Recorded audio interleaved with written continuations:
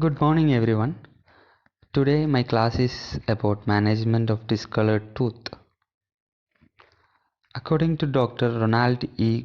Goldstein, aesthetic dentistry is the art of dentistry in its purest form. As with many forms of art, conservative aesthetic dentistry provides a mean of artistic expression that feeds on creativity and imagination.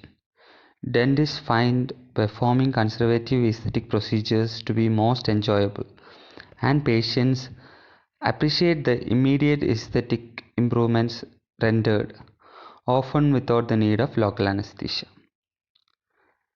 Talking about the discolored tooth, there are two factors influencing it. The first one is intrinsic factor, and the second one is extrinsic factor. Intrinsic factors are nothing but which are influencing color changes involve chemical changes of the materials. The cause for such chemical discoloration has been identified as the oxidation of monomer or catalysts, exposure to various energy sources, and immersion in water for a long period. And, and whereas extrinsic factors are influencing color changes include staining by adsorption or absorption of colorants, a result of contamination from exogenous sources such as coffee, tea, other stain producing beverages, and colored solutions. Intrinsic stains. The causes are drug related, which is tetracyclines, metabolic, dystrophic calcifications, fluorosis, genetic, congenital erythropoietic porphyria, cystic fibrosis of pancreas, hyperbilirubinemia, amelogenesis imperfecta, and dendrogenesis imperfecta. And the local causes are pulp necrosis, intrapulpal hemorrhage, pulp tissue remnants after endodontic therapy, endodontic materials, coronal filling materials, aging. And now we'll see about extrinsic stains. Extrinsic stains are defined as stains located on the outer surface of the tooth structure and caused by topical or extrinsic agents. The principal cause are chromogens derived from habitual intake of dietary sources such as wine, coffee, tea, carrots, chocolate, tobacco, plaque on tooth surfaces. And now we'll see about stain formation. Pellicle coated enamel is known to have a net negative charge, so permitting selective adhesion of positive ions to tooth surfaces. This is believed to play a critical role in the deposition of stains on tooth surfaces. It seems likely that ions from food and drink containing tannins as well as chromogens such as copper, nickel, iron attach to the negative charge on the pellicle coated enamel, causing dental stains. According to Nathu, in 1997, he has classified these stains into three. So Nathu's type 1 is N1 type colored material chromogen binds to the tooth surface. The color of the chromogen is similar to that of the dental stain caused by tea, coffee, wine, chromogenic bacteria and metals. And N2 type is colored material changes color after binding to the tooth. The stains actually are N1 type food stains that darken with time. N3 type is colorless materials or pre-chromogen binds to the tooth and undergoes a chemical reaction to cause a stain. N3 type stains are caused by carbohydrate rich foods, example apple, potatoes, stannous fluoride and chlorhexidine. Now coming to causes of discoloration, the causes of discoloration affect only in the enamel surfaces are colored food or beverages, nicotine, smoking, and chlorhexidine in mouthwash. And these four are extrinsic enamel stains, and two more are there. There are amelogenesis imperfecta, vitamin and mineral deficiencies, vitamin C and D.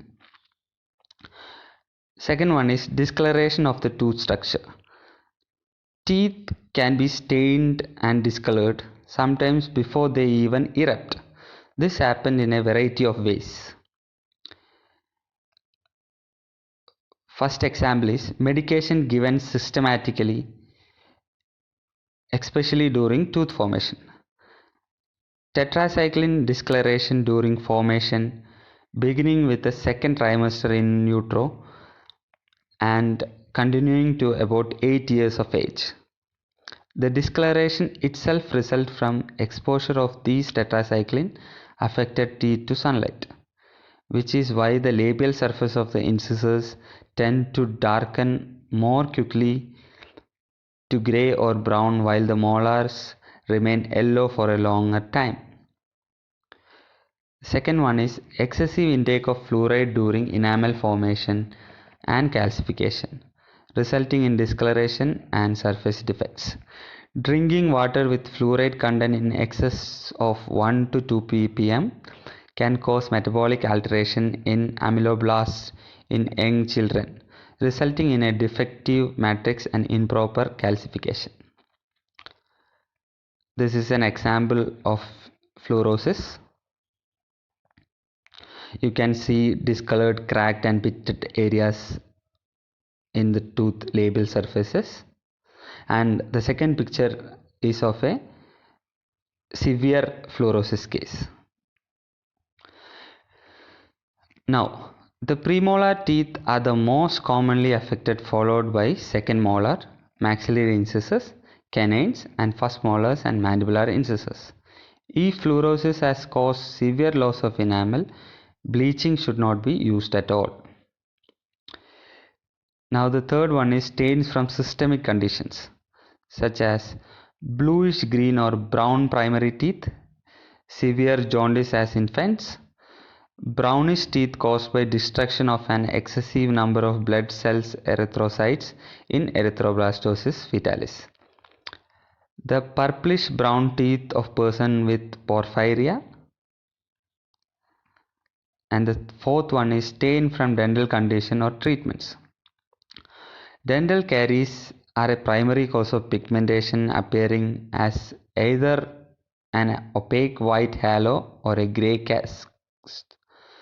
An even deeper brown to black discoloration can result from bacterial degradation of food debris in areas of tooth decay. Tooth colored restoration such as acrylics, glass ionomers, or composites can cause teeth to look grayer and discolored as the restoration ages and degrades.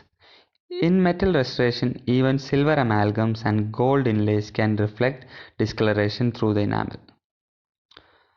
The length of time the substance has penetrated to the tubules will determine the amount of residual discoloration and consequently the success of bleaching. Stains from trauma. Intrapulpal hemorrhage, reddish discoloration, orthodontic tooth movement, trauma not marked, yellowish discoloration. So this trauma to a tooth can also cause discoloration, and these are the three situations where this happens. Tooth color changes due to aging. Food and drinks have cumulative staining effects, and these are other stains become even more visible in the older patients because of the inevitable cracking and other changes on the enamel surface of the tooth within its crystalline structure and in the underlying dentin. Furthermore, amalgams and other restoration placed years ago inevitably degrade over time, causing further staining. First, thinning of enamel will happen, then tooth to appear flat progressively, shift in color due to the loss of enamel layer. At the same time, secondary dentin formation, a natural tooth protective mechanism in the dentin and pulp, that's called secondary dentin formation. This further exacerbates the problem. The combination of less enamel and more darkened opaque dentin creates an older looking tooth. Now we are coming to a method called microabrasion and macroabrasion, where now we are coming to the management of discoloration, and the first one is microabrasion.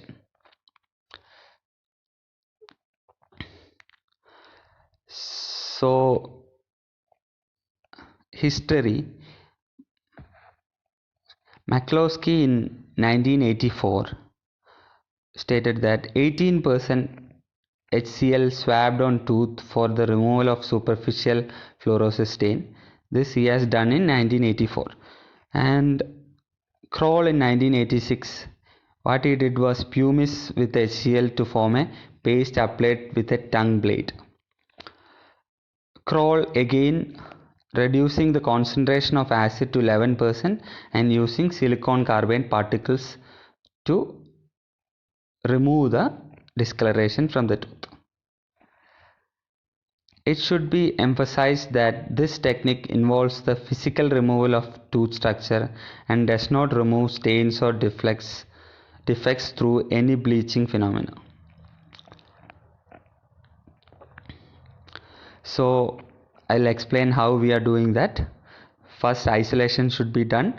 Rubber dam placed to isolate the teeth and protect the gingiva from the acid in Prima paste.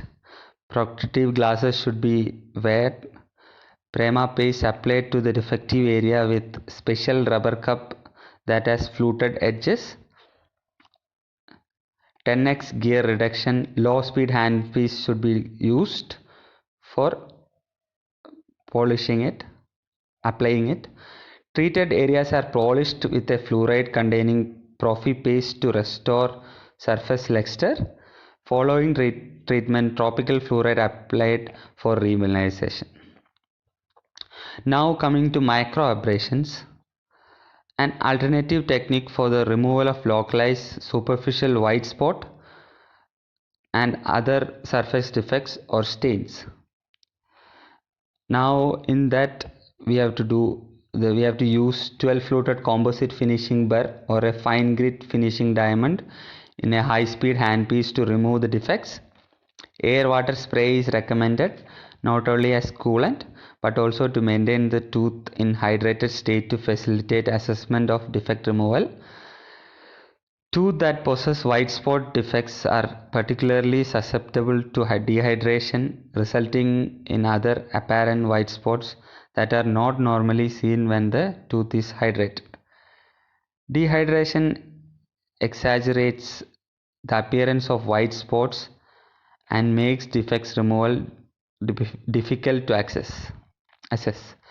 After removal of the defects or upon termination of any further removal of tooth structure, a 30 fluted composite finishing burr is used to remove and facets of striations created by the previous instruments.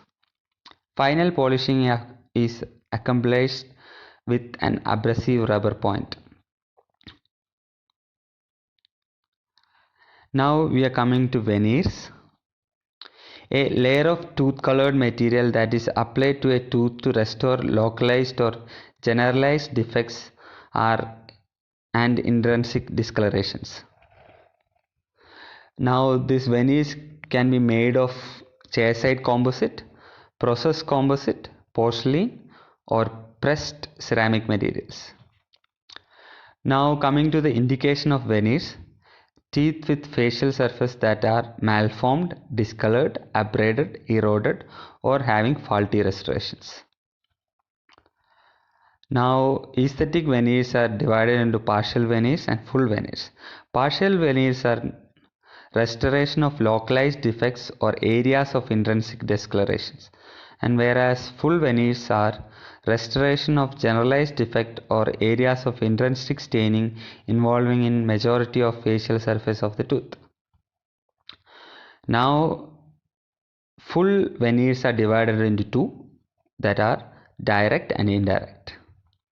Now coming to direct veneers, when a small number of teeth are involved or when the entire facial surface is not faulty, directly applied composite veneers can be completed for the patient in one appointment with chairside composite.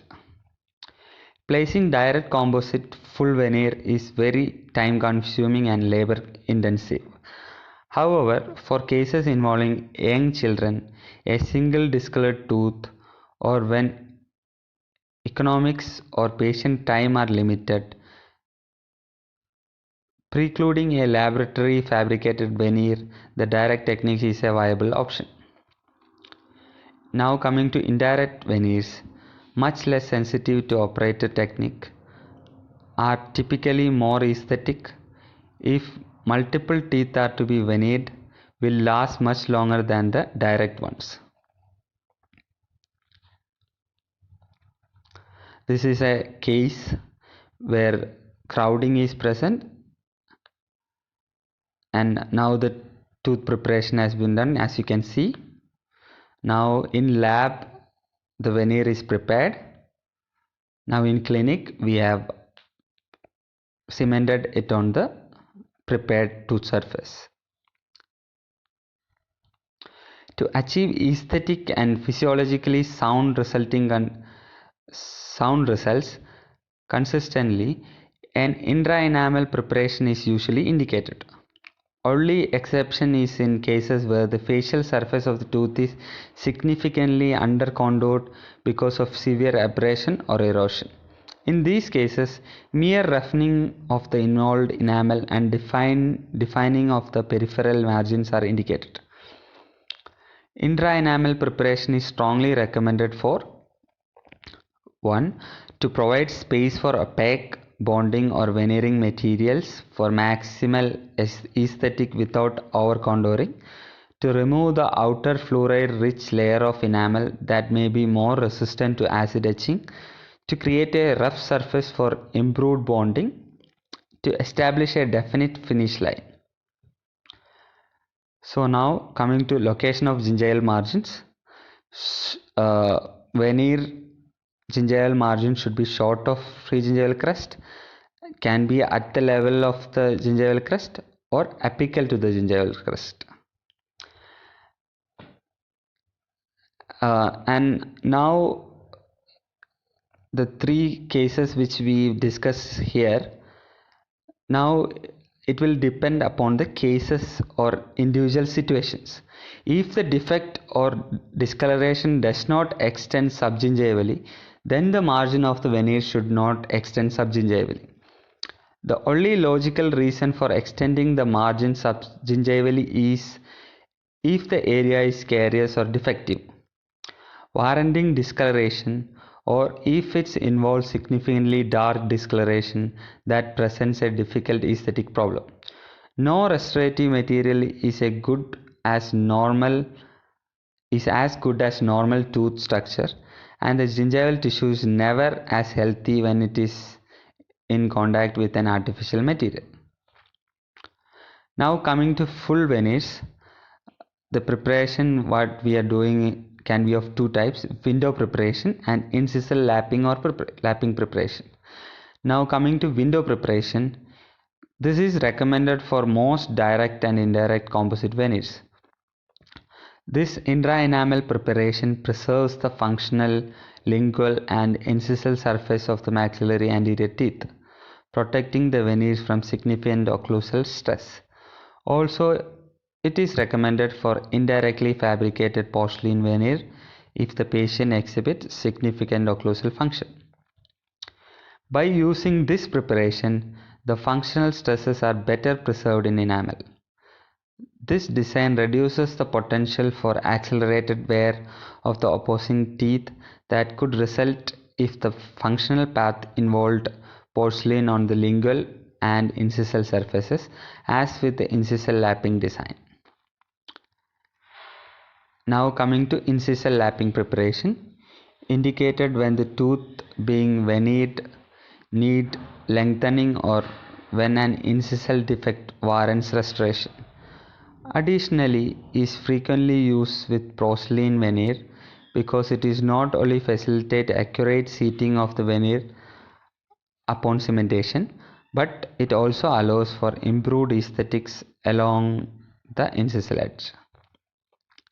The preparation and restoration of a tooth with a veneer should be carried out in a manner that will provide optimal function, aesthetics, retention, physiological contours, and longevity. All the objectives should be accomplished without compromising the strength of the remaining tooth structure. Now coming to direct full veneers. Teeth cleaned and shade selected, isolated with rolls and cords, prepared with coarse rounded end diamond instrument. Tooth preparation is done. 0.5 to 0.75 mm mid-facially the extent, 0.2 to 0.5 mm along the gingival margin. A heavy chamfer at the level of the gingival crest provides a definite preparation margin for subsequent finishing procedures. And after etching and rinsing and drying, now the tooth is prepared, etchant is applied, it is rinsed and dried. Apply and polymerize resin bonding agent, that is curing. Place composite in increments, especially along the gingival margin first. Now coming to bleaching. The lightening of color of a tooth through the application of a chemical agent to oxidize the organic pigmentation in the tooth is referred to as bleaching. This is Stuyvesant's definition. Now coming to Ingalls definition, bleaching is an treatment modality involving an oxidative chemical that alters the light absorbing and or light reflecting nature of a material structure, thereby increasing its perception of whiteness. Now there are various form of technique of bleaching. Now it is divided into two mainly, which are vital tooth bleaching procedures and non-vital tooth bleaching procedures. In vital tooth bleaching procedures, they are of two forms: in-office technique and home applied technique. Non-vital tooth bleaching procedures, they are of in-office technique and walking bleach technique. Now into bleaching. Bleaching is an oxidation reaction. The enamel to be bleached donates electron to the bleaching agent. 10% carbamide peroxide breaks down to 3% hydrogen peroxide and 7% urea. The hydrogen peroxide metabolizes into water and free radicals of oxygen. These free radicals possess a single electron, which is thought to combine with the chromogens to decolorize or solubilize them. Hydrogen peroxide acts as a strong oxidizing agent through the formation of free radicals, reactive oxygen molecules, and hydrogen peroxide anions.